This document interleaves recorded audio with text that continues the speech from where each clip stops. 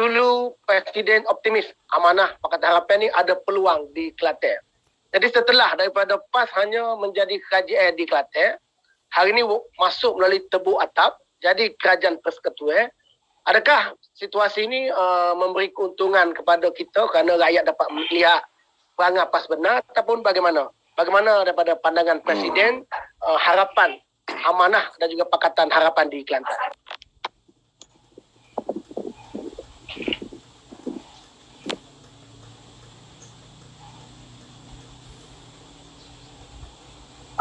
Saya terlebih dahulu saya ucapkan terima kasih kepada Saudara Pengerusi dan Ustaz Mak Husin yang sudi untuk menjemput saya memberi pandangan yang insyaAllah boleh di share bersama untuk masa depan Parti Amanah Negara dan keadaan politik negara kita. Saya berkeyakinan bila seseorang itu menjadi pemerintah, maka ujian itulah yang paling hebat dilalui oleh mereka yang memerintah. Macam bila kita dapat memerintah, terutama sekali Pakatan Harapan, memang kita dikritik, kita dimaki, kita dihantam di antaranya. Kita ini adalah alat DAP, baruah DAP, tunduk kepada kehendak-kehendak DAP. Bahkan mereka meletakkan keadaan Islam dalam bahaya. Kemudian pula menulis surat kepada negara-negara Timur Tengah, individu-individu Timur Tengah mengatakan bahawa keadaan orang Melayu dan Islam dalam bahaya kerana pengaruh DAP yang begitu kuat. Dengan langkah Sheraton, berjaya mengambil alih cara pilihan raya menguasai pentadbiran kerajaan Malaysia sejak bulan Mac tahun lepas. Sekarang bulan Februari sudah hampir 1 tahun. Dalam masa 1 tahun ini kita boleh melihat apa yang mereka bercakap, yang mereka maki hamun kita dahulu. Bila mereka berkuasa, mereka tidak dapat menunaikan janji-janji seperti isu adib yang ucapan daripada ahli Parlimen Rantau Panjang waktu itu berdegar-degar mengatakan ada konspirasi untuk membunuh orang Melayu dan kerajaan PA seolah-olah melindungi orang yang membunuh itu. Sekarang mereka berkuasa sudah hampir 1 tahun. Apa kedudukan isu adib ini? Begitulah juga bila ada orang yang hal agama, misalnya hal isu Indira Gandhi, dimainkan dengan begitu dahsyat bahawa kebetulan peguam yang membela isu itu juga daripada DAP, maka dikatakan kita ni alat DAP. Sekarang kita lihat berlaku berbagai peristiwa yang sama ada yang berkahwin dengan orang India, juara hoki itu, dan juga 2-3 hari lepas soal mengatakan dia itu bukan Islam dan sebagainya. Kalau kita jadi kerajaan, kita akan dimaki hamun oleh PAS, oleh kuliah-kuliah mereka, mengatakan kita tidak menjaga agama. Di sudut corruption pula, kita boleh melihat, kita tak mengaku kita paling sempurna, paling kuat. Tetapi kita memerintah 22 bulan, lebih kurang. Transparency International menunjukkan bahawa kita dapat menurunkan kedudukan rasuah, indeks rasuah daripada tempat ke-61 kepada 51. Tetapi bila Perikatan Nasional termasuk PAS berada dalam parti itu, dalam kerajaan itu, sekarang ini indeks rasuah daripada 51 melompat semula ke tempat 57. Artinya rasuah meningkat. Saya yakin rakyat melihat, saya yakin orang Melayu melihat. Tuan Salah cakap H355. Bahkan yang paling dahsyat ialah judi. Kita tahu bahawa Lim Guan Eng ini memang amat keras di sudut menentang judi. Dia berjaya menurunkan draw Toto daripada lebih 20 kali lebih kepada 8 kali. Sekarang dinaikkan lebih daripada 20 kali ketika PAS berada dalam kerajaan, memerintah. Saya yakin rakyat Kelantan memerhati. Oleh itu, saya yakin rakyat Kelantan, rakyat yang bijak berpolitik, dan ramai rakyat Kelantan berada di luar Kelantan, golongan profesional, golongan agamawan dan melihat saya yakin masa depan untuk amanah mengemukakan perjuangan mereka akan diterima oleh rakyat Kelantan insya-Allah. Tapi kita kena bekerja kuatlah untuk memberi penerangan-penerangan ini. Dan kita lihat kerajaan ini memang kerajaan yang fail. Dan sebab itulah mereka juga bila berlaku rampasan kuasa di Myanmar, saya memberi pandangan Malaysia tak layak untuk mengkritik rampasan kuasa di Myanmar kerana junta di Myanmar itu mengikut jejak langkah Mahyudin Yassin dan rakan-rakannya yang mengambil alih secara backdoor government, tidak melalui kemenangan pilihan raya. Bahkan bila Tan Sri Mahyudin Yassin kunjungan hormat kepada Jokowi di Indonesia, beliau dibelasah teruk oleh netizen Indonesia dan Malaysia kerana dia Perdana Menteri backdoor government pergi bertemu dengan presiden yang dipilih secara sah di Indonesia.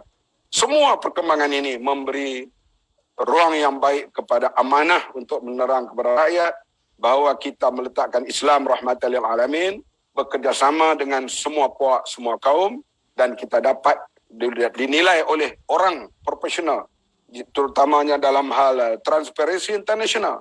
Begitu menurun zaman kita, walaupun kita kata korupsi itu berlaku, tetapi dikangkan dengan sebegitu rupa sekali yang saya yakin rakyat melihat keadaan ini dan memberi ruang kepada amanah dan PH untuk kembali dinilai oleh masyarakat umum sekarang ini.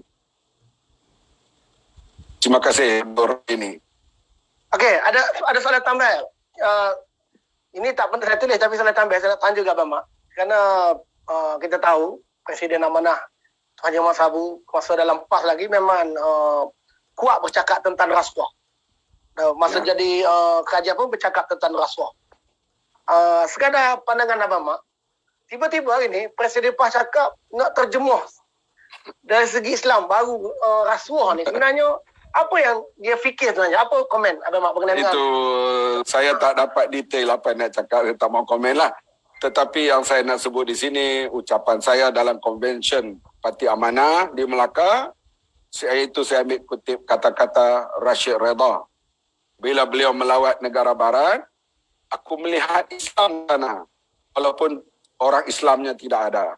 Aku balik ke negara aku melihat umat Islam, tetapi Islamnya tidak ada di sana. Memerangi rasuah ini, walaupun dia negara barat, negara Jepun, Korea, tapi itu adalah dikehendaki oleh Islam. Negara orang Islam penuh dengan rasuah. Walaupun ucapannya al-murtashi wal-murtashi finnar, tetapi kita lihat pelaksanaan memerangi rasuah ini, kita lihat negara bukan Islam selalunya menurut berada negara 10 negara terbaik di dunia ini. Kalau Presiden PAS nak pindah, saya tak tahulah nak pindah ke arah mana. Kita nak lihat dulu pindah-pindahnya itu. Kita bercakap secara umum tu begitu mudahlah. Ini kehendak Islam. Tapi bagaimana? Tapi negara barat telah membuktikan di antaranya indeks rasuah negara khasnya. Kalau sebelah rantau ini, Jepun, Korea dan Singapura, New Zealand. Itu di antara negara yang paling rendah indeks rasuah, amalan rasuah di sana. Okey, terima kasih. Terima kasih. Sebab kita cukup pelik lah dengan isu rasuah. Sebelum ni dia tak cakap pun isu rasuah, tiba-tiba nak terjemah yang baru. Sebab kalau kita ingat dalam TV1 sebelum ni, dalam 2-3 tahun sebelum ni, ada satu iklan, Mak En nak bertanding ketua kampung. Lepas tu Mak En nak belanja nasi lemak. Kata tuan kedai tu kata, Mak En, walaupun kamu belanja nasi lemak, itu rasuah Mak En. Tapi hari ni kita tengok ada yang dapat jadi duta khas, ada yang jadi Bapak Menteri, tiba-tiba nak terjemah cara Islam. Jadi kita tak tahulah. Apa yang tertinggal tu kita tunggulah apa yang dia nak terjemahkan oleh Presiden PAS. Kita berbalik Sila rojok ucapan Mahyudin Yassin dalam video yang tersebar secara sulit itu. Mahyudin kata kita beri pada mereka jawatan Menteri, JLC untuk kita berkuasa. Itu pandangan Perdana Menteri sekarang. Yang disokong oleh walau. Okey, Ustaz Mat. Jadi Ustaz Mat adalah pengurusi Amanah Negeri Kelantan, di mana Kelantan ini merupakan kubu kuat kepada PAS. ditakdirkan kita ni berada di Kelantan.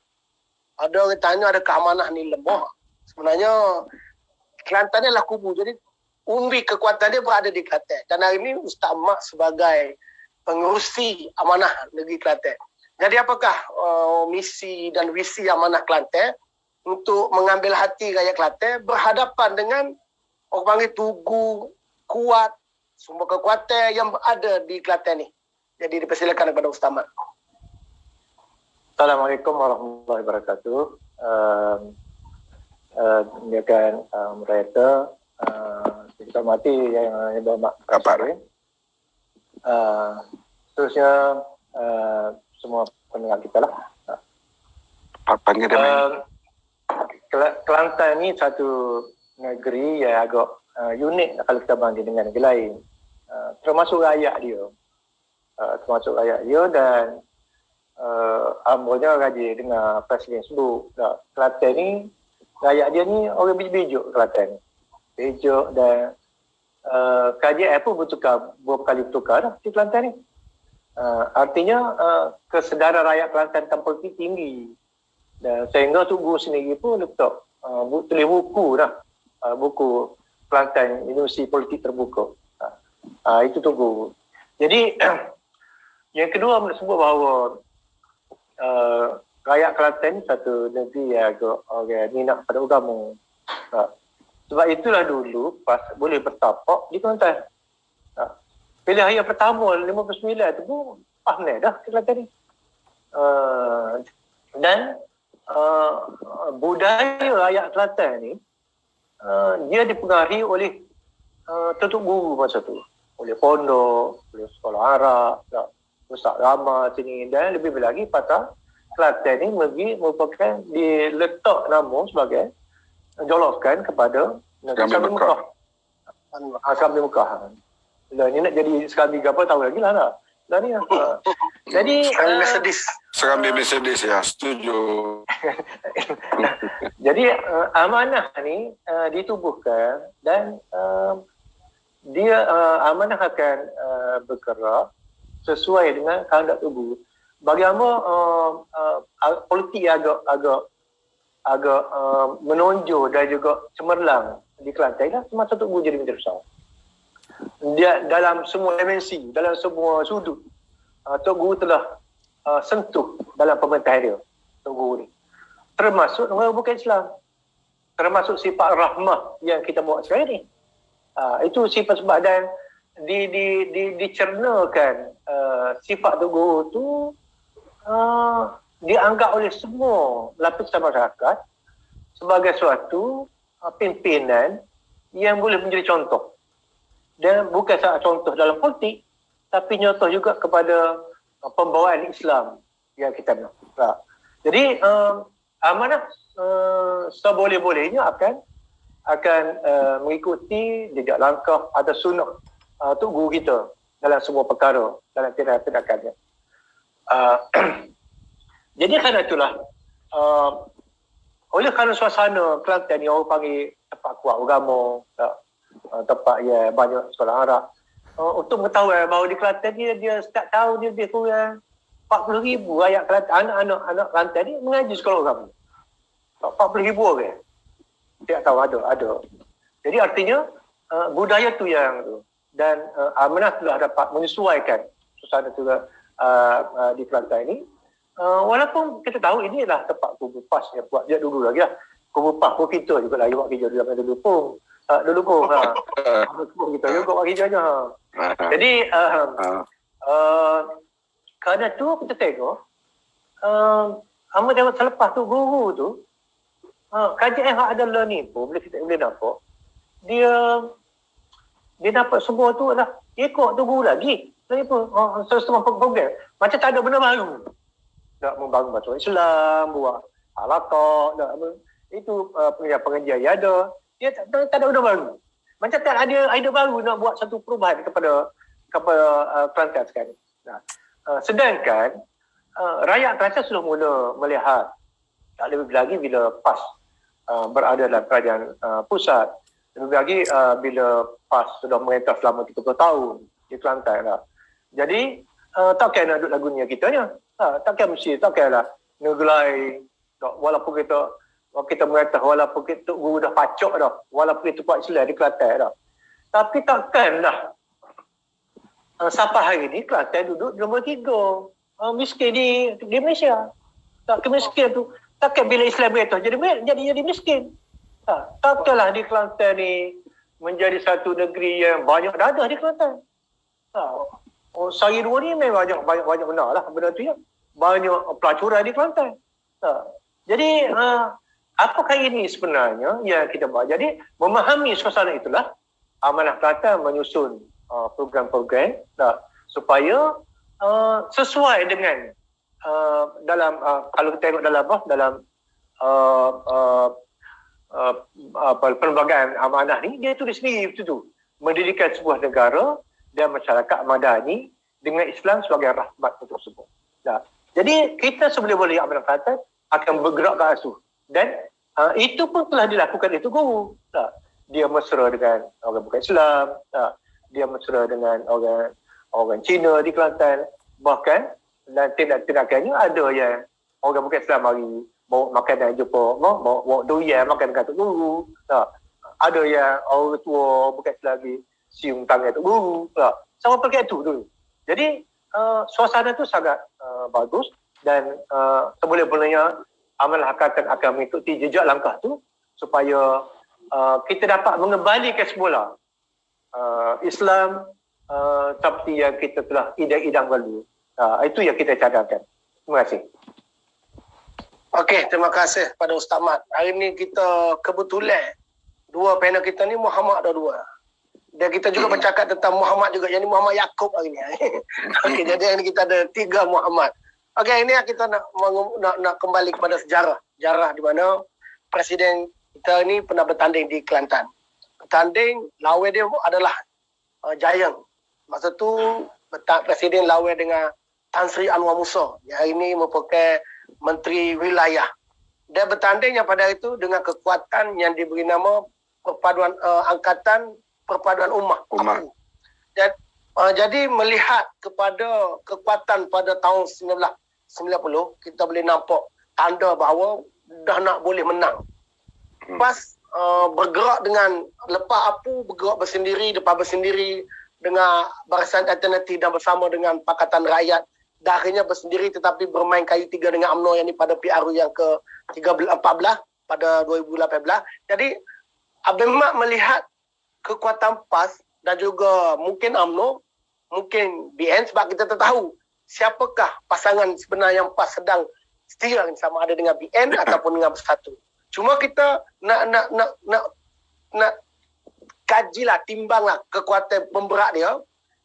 Adakah kekuatan PAS pada hari ini jika PAS bersama dengan Bersatu, yang ni dipanggil Perikatan Nasional, ataupun PAS bersama dengan UMNO, dia akan panggil Muafakat Nasional. Adakah kekuatan di antara salah satu gabungan ini sama dengan kekuatan pada tahun 1990 di mana masa tu ada Tengku Razali, ada Tok Guru Nik Aziz, ada banyak ikon-ikon yang besar dan Ketua Pemuda PAS sendiri bertanding di Pulau di Kelantan. Adakah kekuatan itu hadir pada mungkin pada pilihan raya yang ke-15? Ya. Sebelum saya nak menjawab soal itu, saya ingin menarik perhatian yang penting sekarang ini yang tidak ditanya. Itu soal darurat. Ya. Ini yang cukup penting sebab saya bermula berkecimpung dalam politik bila berlaku pengisytiharan darurat di negeri Kelantan. Pada November tahun 77, di mana ada berlaku sedikit masalah dalam parti antara Datuk Man Nasir, Datuk Asri dan yang lain-lain. Perkara itu boleh diselesaikan dan parti sudah berbincang. Tetapi ada demonstrasi kecil itu pun telah diselesaikan oleh waktu itu polis yang hebat menjalankan tugas, Datuk Zaman Khan. Tetapi di isytihar darurat, bila darurat, nak faham, kegiatan politik, himpunan dan sebagainya tak boleh dibuat waktu itu. Tetapi pihak pemerintah turun setiap minggu, resmi sekolah, resmi jalan raya, resmi klinik, resmi itu, resmi ini. Dan mereka tajakan bahawa mereka nak beri pembangunan kepada rakyat Kelantan. Perikatan dan Barisan Nasional, mereka tahu Kelantan tahun 59 mereka kalah. 64 pun kalah. 69 pemuda tahan lasak begitu kuat ditajak oleh UMNO. Hadapi PAS, kalah. Tetapi mereka boleh rampas Kelantan melalui Akta Darurat yang diperkenal pada tahun 77 yang ditentang kuat oleh Presiden PAS Dato' Asri Muda dan juga Lim Kee Siang juga menentang Akta Darurat itu. Lepas darurat 4 bulan, ditarik darurat itu dibuat pilihan raya. Maka itulah yang PAS tinggal 2 kerusi sahaja. Ada musabak yang lain, tapi di antaranya kita tidak boleh memberi penerangan dalam masa 4 bulan itu. Sekarang disebut bahawa darurat akan berjalan sehingga bulan 8. Menteri itu akan datang resmi itu, resmi ini, pengumuman itu, pengumuman ini. Dan kita pula dilanda dengan COVID dan terpaksa buat program seperti ini. Tidak boleh hadir fizikal pada rakyat. Maka penerangan kepada orang-orang kampung misalnya di kedai kopi, majlis ceramah sukar dilaksanakan. Oleh itu, kita banyak isu tetapi kalau tidak dapat kita sampaikan kepada rakyat, maka rakyat akan terpengaruh. Sekarang ni berita-berita TV3, RTM yang menceritakan tentang kejayaan kerajaan-kerajaan ini. Saya tidak bimbang kepada penduduk-penduduk di Lembah Kelang. Di Lembah Kelang, tambah sekali orang-orang bukan Melayu. Saya yakinlah mereka itu tetap tidak akan mengundi parti pemerintah. Tetapi di kampung-kampung, mereka tak tahu apa yang sedang berlaku ini di kawasan-kawasan pedalaman. Sebab itu isu memang di pihak kita. Dan soal mereka ada bertelagah dengan Bersatu, dengan UMNO dan sebagainya, kita boleh ambil isu itu tapi jangan kita terlalu gembira.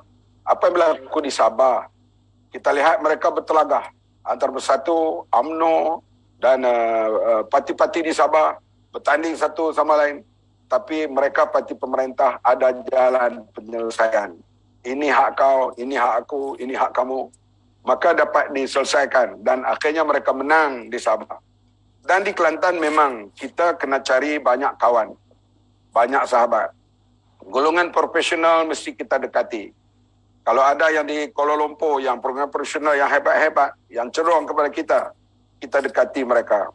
Begitu juga semua parti-parti politik yang menjadi sekarang ini penentang kepada Kerajaan Perikatan Nasional mesti menjadi rakan kita. Saya yakin pengurusi Amanah Kelantan, Ustaz Mak Husin, sedang menjalankan tugas kerja-kerja itu. Supaya kita ramaikan kawan dan kita hadapi mereka yang mengambil alih kuasa, tetapi kuasa yang dapat kepada mereka selain kata saya, walaupun kita dah berlainan parti, tapi harapan kita masih ada supaya mereka melakukan kebaikan. Saya amat kesal bila hal penambahan judi, draw judi dan juga peningkatan indeks rasuah. Saya pun tanya, PAS buat apa dalam kerajaan itu? Dan mereka yang bersama dengan kita secara lantang dahulu, buat apa dalam hal ini? Kenapa indeks rasuah boleh meningkat? Kenapa judi boleh meningkat? Sedangkan ini satu benda yang qat'i, yang sahih. Dan benda inilah kita kena utarakan kepada rakyat Kelantan. Saya yakin mereka seperti kata Ustaz Mak Husin tadi, orang yang beragama, pondok-pondok banyak dan mereka tahu bahawa orang yang bercakap tapi tidak melakukan. Walaupun kita kata perubahan kalau kita tidak dapat 1%, sekarang kita dapat kurangkan macam zaman PH. Kita tak dapat basmi rasuah ke semuanya, tapi kita dapat indeksnya turun begitu dalam masa 22 bulan. Jadi ini azam, kerana kita tahu kerajaan yang ada sekarang ini, dia tak ada manifesto. Dia tak ada nak tuju ke mana. Manifesto tak ada, jadi dia boleh buat apa saja yang dia mau dan mereka gunakan misalnya peruntukan-peruntukan untuk mengambil hati rakyat. Rakyat Kelantan, kalau dengan peruntukan ini mereka dah hadapi lama dah sebagai pembangkang. Dan mereka kalis dalam hal-hal seperti ini. Kalau kita memberi penerangan yang betul kepada mereka, sebab mereka orang yang mampu berfikir.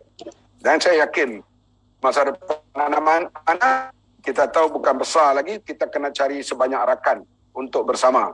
Macam kita dulu dapat ambil alih Kelantan pada tahun 90, walaupun PAS ada kekuatannya di sekitar 47%, tetapi kita bergabung dengan 46, pimpinan Tengku Razali maka kita menang 52-0 di Kelantan waktu itu. Baik. Okey, terima kasih. Satu jawapan yang agak menarik. Daurat di Kelantan tu dan juga kita kembali ke Kelantan dan bahawasanya kuat atau tidak PAS pun mestilah kena banyak gerakan dan dibukti tahun 90 PAS dapat jadi kerajaan. Dan Ustaz Ahmad Hussein sendiri tahun 1990 merupakan Ketua Pemuda PAS Negeri Kelantan. Betul Ustaz Ahmad? Ya, ya. Dan Ustaz Ahmad merupakan calon di GAAR. Ya. Ke Parlimen. Don. GAAR. Don. Jadi GAAR kan. Tok Guru menjadi Menteri Besar dan Tok Guru di antara slogan dia adalah berbelanja, jangan boros, berjimat, jangan kedekut. Itu di antara tagline Tok Guru. Dan tagline masuk ke pejabat Tok Guru, berjimat cuma makan nasi bungkus. Pagi-pagi buka lambat akaun, tutup awal akaun. Jadi Ustaz Mak salah seorang adun ketika itu. Jadi hari ni hamba sendiri, orang muda melihat bila diceritakan keadaan itu macam dongeng. Betul ada kerajaan yang begitu dulu. Kerana hari ni kita tengok di saat pandemik, dia beli Mercedes, dia tambah gaji dia dan dia bagi bonus. Jadi boleh tak Ustaz Mak cerita bagaimanakah kerajaan dulu, adakah sama dengan kerajaan yang ada pada hari ini? Terima kasih. Dia Tok Guru sepanjang dia jadi Menteri Besar. Menteri Besar ni, apa sudah dia makan nasi buku ya di pejabat dia tu. Sampai sudah dia nasi buku kan. Dan habis masa tengah hari dia suruh pegawai dia pergi nasi buku. Jadi mana itu Tok Guru guna asas. Saya ingat lagi bahawa mereka awal dulu bila kita mula start kereta, adalah nak bakar kereta. Tentu okey ni. Dia rakyat Tok Guru. Nak minta kebenaran Tok Guru nak beli kereta masa tu. Kereta pun second hand berlaku beli masa tu. Tahun 90 tu. Tak. So begitu. Dan Tok Guru potong gaji dia sendiri sebanyak 20%. Dia potong gaji 20%. Dan juga elang rumah dia tu, rumah Menteri Besar tu, dia tak duduk rumah tu. Dia tak duduk sehingga dia tak tahu dia bagi dia bila tak duduk elang rumah tak bayar lah. Rupanya kan dia bayar elang dia. Elang rumah. Siapa akhir tahu dia kata tak kena bila mau duduk patutnya mau tak bayar elang. Jadi akhir dia potong balik elang akaun dia. Jadi dan tu Guru minta kepada tu okey, amu tu okey pada tu. Tu okey supaya apa pun tindakan tu okey, jangan apa agah dengan rakyat ni. Pakai baju ke tugas ni ke tak boleh nampak agah pada rakyat. Tak boleh tunjuk rasum. Dan itulah pembawaan Tok Guru sampai akhir hayat dia. Jadi kerajaan lagu itulah yang boleh kekal kita sampai 30 tahun ni. Kelantan ni.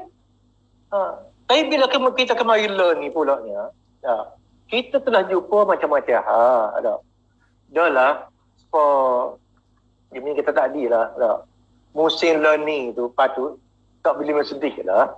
14 butir. Lepas tu kalau kita kena sebutir 400,000 je. Sebutir 400,000. 400,000 tu kalau kita buat rumah rakyat, boleh dah 8 butir rumah rakyat. Dia rakyat Kelantan ni untuk pengetahuan, ramai yang tak ada rumah. Ramai. Lepas tu pakai doa saya, Ustaz Abi Lim lah. Bila pergi tolong, memang tak ada rumah sungguh. Lani ni, ada orang, bila dia anak dia bini duduk rumah. Kelamin tak. Bini yang kedua ada dah 3-4 kelamin yang semua di rumah. Macam mana dia nak hidup? Jadi ini tidak disedari oleh ataupun tidak dirasa oleh kerajaan yang ada hari ni. Jadi itu, jadi kalau nak banyak Tok Guru tu jauh benar lah. Jauh benar Tok Guru. Sehingga kita dapat Tok Guru ni, sampai sudah dia hidup sederhana. Banyak duit boleh, tapi hidup dia sederhana. Itu dah yang Islam bawa. Itu dah Islam bawa kepada kita. Dan itulah rahmatnya kita dengan Islam ni. Dan ditunjuk oleh Tok Guru dalam banyak perkara. Itu yang berlaku. Dia kedua, hal tu semua tadi lah. Memang Quran tersebut lah. Kita jangan boroh, tapi jangan pula kedekut. Jadi Petunjuk itulah yang penting untuk kita.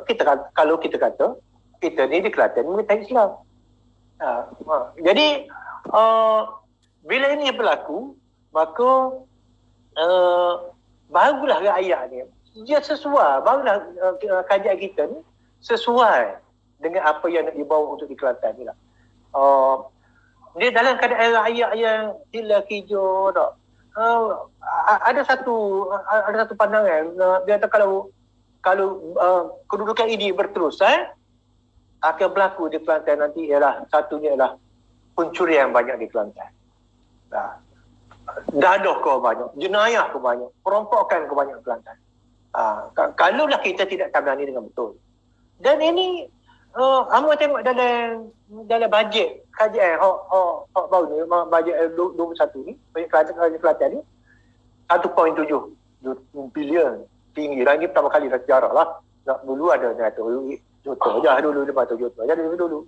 700 juta ni 1.7 bilion. Tapi bajet untuk penyelesaian gejala sosial ni ialah banyak 950,000. Tak sampai juta pun. Jadi apa sebenarnya kajian sesat masalah? Sedangkan kata Pak Masud ni lah, banyaknya dah ada anak-anak kita macam-macam perkara dah. Kita disempadan lagi dah. Dan ni hari-hari penanggapan isu jenayah ni banyak di Kelantan. Jadi kalau kajian tidak sedar keadaan lagu ni dah, maka kita akan menjadi masalah untuk masa depan Kelantan ni. Terima kasih. Okey, terima kasih.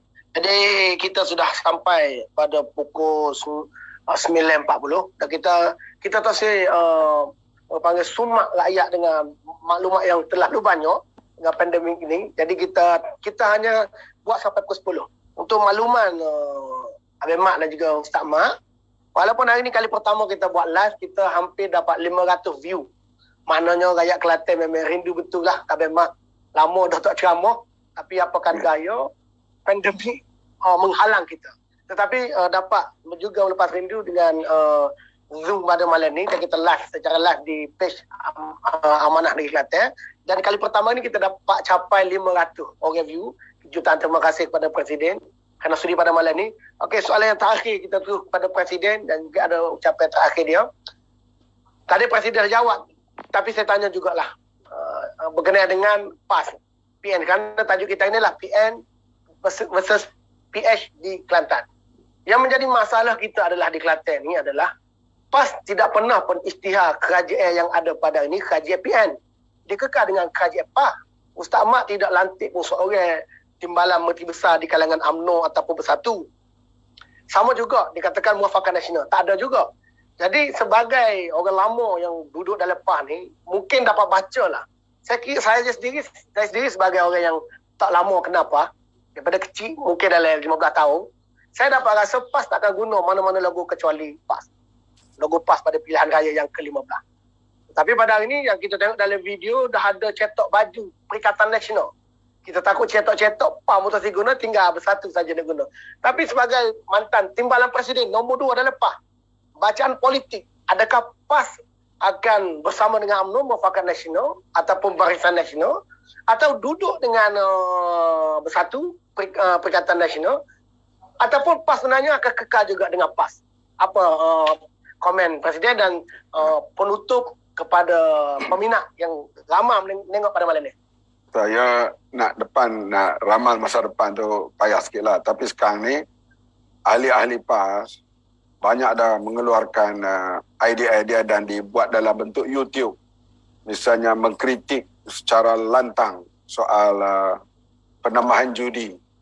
Mengkritik secara lantang kenapa orang boleh pergi ke supermarket, ke kedai makan, tapi nak masuk ke masjid negara untuk bersembahyang ramai tak boleh. Artinya tu semua ahli-ahli PAS tanda tak puas hati mereka. Begitu ketara sekali. Dan memanglah kita tahu bahawa 3 parti ini nak merebut di satu kolam yang sama, iaitu Bersatu, UMNO dan PAS. Iaitu nak rebut satu kolam yang sama, itu di kalangan orang Melayu. Dan yang dominan dalam Melayu ni ialah UMNO dan PAS. Dan kita tahu Bersatu, walaupun banyak kerusi, tapi bukan dia menang melalui pilihan raya. banyakkannya lompat daripada yang menang daripada UMNO.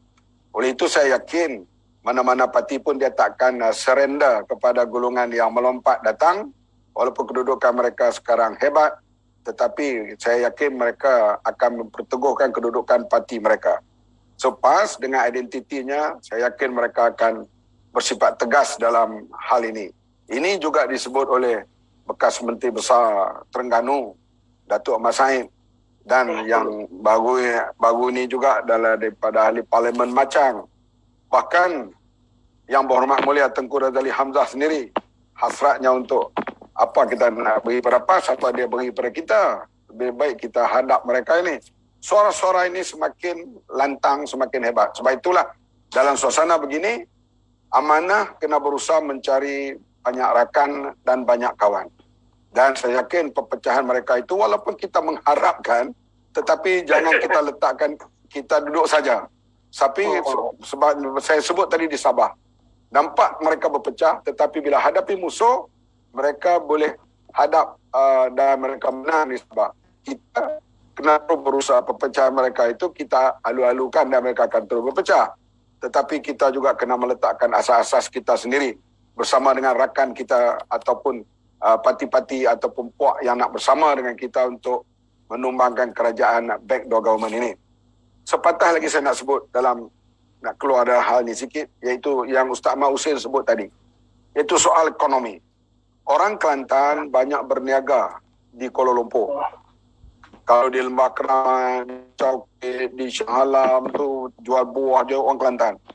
Sekarang ini mereka hadapi masalah jualan-jualan mereka yang merosot 70%. Ada yang tutup terus perniagaan. Jadi Ustaz Mat, kalau berterusan keadaan begini, pandemik ini, COVID ini, saya rasa Kelantan akan menerima. Kembalinya rakyat Kelantan kali ini bukan membawa uang, tapi membawa derita. Dekat dengan rumah saya di sini, peniaga nasi kerabu, dari nasi kerabu golok.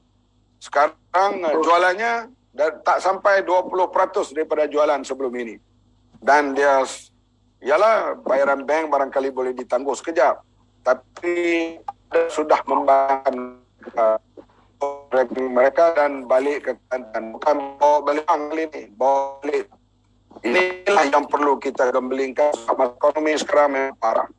Walaupun Menteri Ekonomi kata ekonomi Malaysia cemerlang, ekspor meningkat. Tanda cemerlang itu hotel-hotel 5 bintang ditutup satu demi satu sekarang ini. Itu tanda cemerlang lah. Saya bukan orang ekonomi, tapi saya bergaul dengan setiap hari dengan masyarakat, memang membimbangkan. Dan Kelantan kerana rakyatnya banyak berniaga di Kuala Lumpur, di Johor Bahru dan sebagainya. Dan di Johor pun perniagaan begitu teruk kerana rakyat Singapura tak dapat datang membeli belah dan sebagainya, makan dan sebagainya. Dan mereka ini kalau sebulan dua lagi tak dapat meneruskan perniagaan, mungkin akan pulang ke Kelantan. Bukan membawa uang tambahan, tetapi membawa bebanan kepada Kelantan. Begitu amanah kena lihat bukan ini secara serius masalah ekonomi ini yang melanda rakyat sekarang ini. Khasnya bagi kita di negeri Kelantan. Sebab mereka lah yang meniaga, yang menghidupkan perniagaan Bumi Putra Melayu kita katalah di Lembah Kelang ini. Ini perhatian khusus yang Ustaz Mat dan Amanah Kelantan kena tumpulah hal ini. Sebab masalah penderitaan rakyat begitu ketara sekali sekarang ini. Okey, Ustaz Mat. Sebelum kita nak minta Ustaz Mat sikit. Respon sikit. Bagaimana Abang Mat kata tadi berkenaan dengan ekonomi rakyat Kelantan berada di luar. Ya betul, Kelantan ramai terkenal dengan peniaga. Di Kelantan sendiri pun peniaga burger pun terjejah. Okey, respon Abang Mat berkenaan dengan ekonomi Kelantan lah. Di saat kita pandemik, dia beli Mercedes. Jadi respon Ustaz Mat.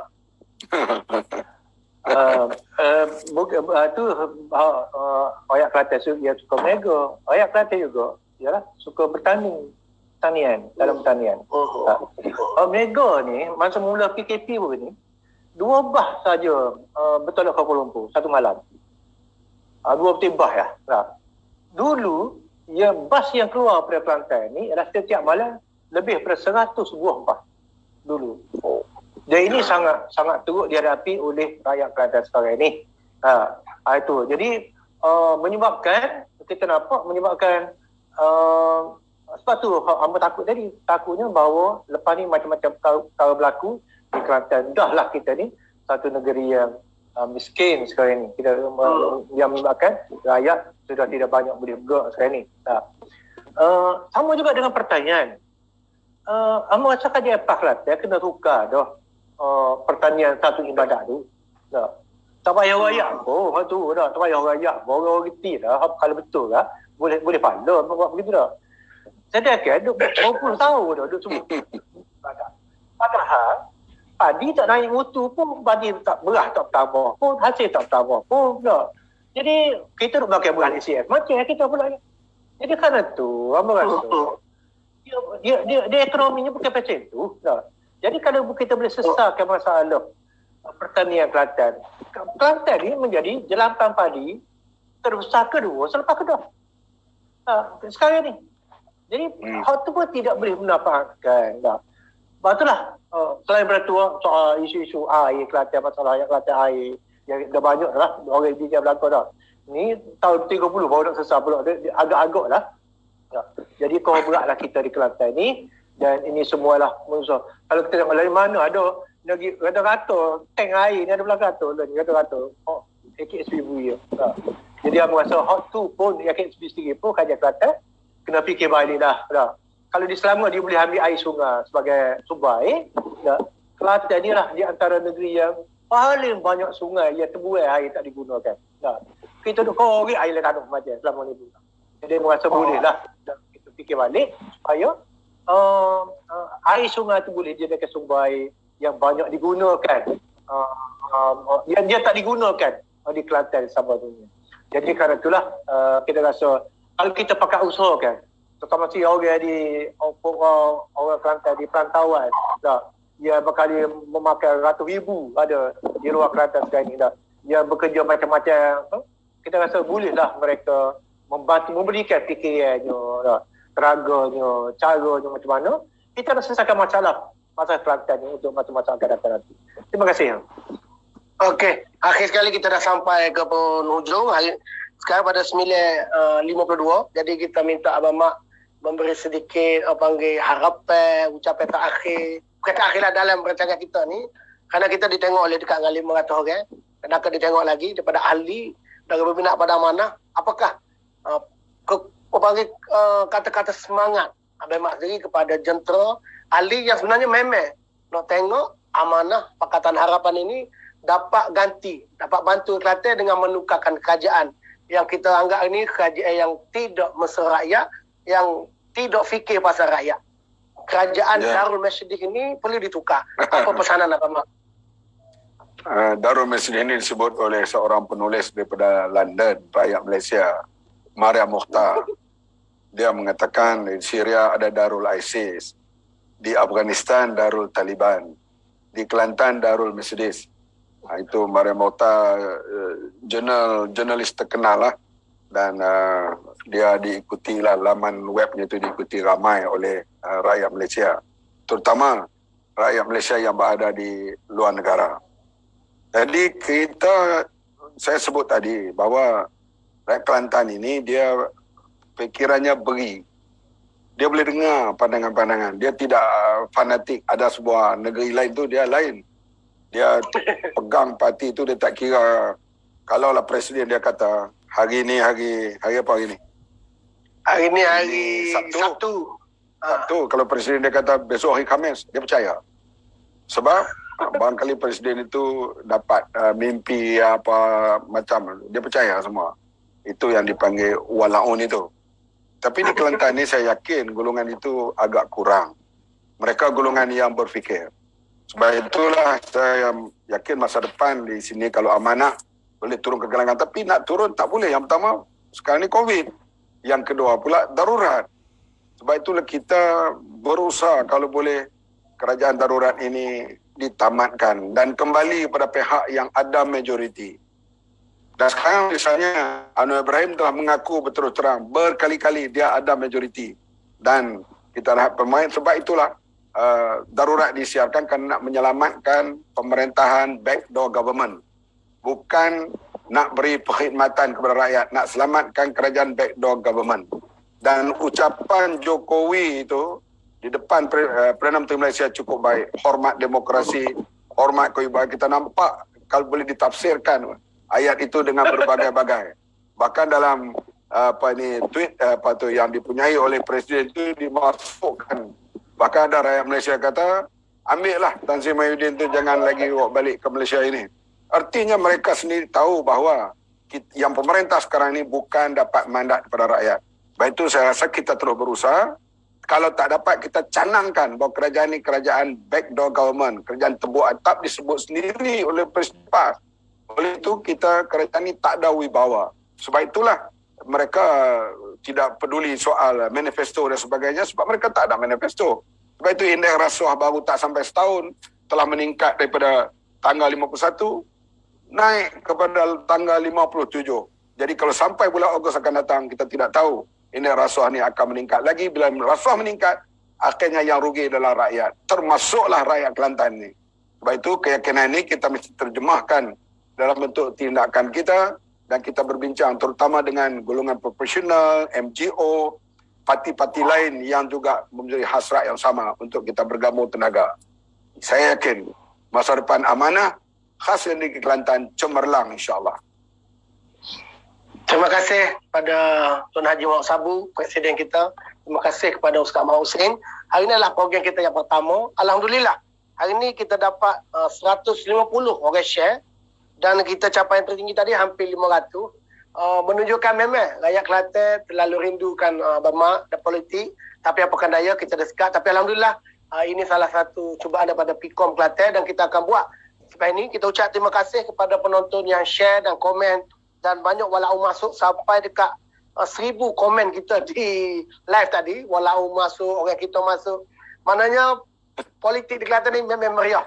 Jadi kita terima kasih kepada Presiden sudi untuk hadir untuk kali pertama pada politik kita yang dipanggil Wacana Politik Kelantan. Terima kasih kepada Pengurus Amanah Negeri. Terima kasih kepada semua Rustia. Terima kasih kepada Dr. Hafizah. Hari ini dia yang jadi teknikal. Terima kasih kepada semua. Terima kasih kepada penonton. InsyaAllah kami akan bertemu lagi dan kita akan panggil sekali lagi Presiden untuk tajuk kerana dia menjadi tarikan di Kelantan. Orang nak dengar Presiden saya kita. Kelantan, saya Tok Wakil 10 tahun di sana. Tentulah lama.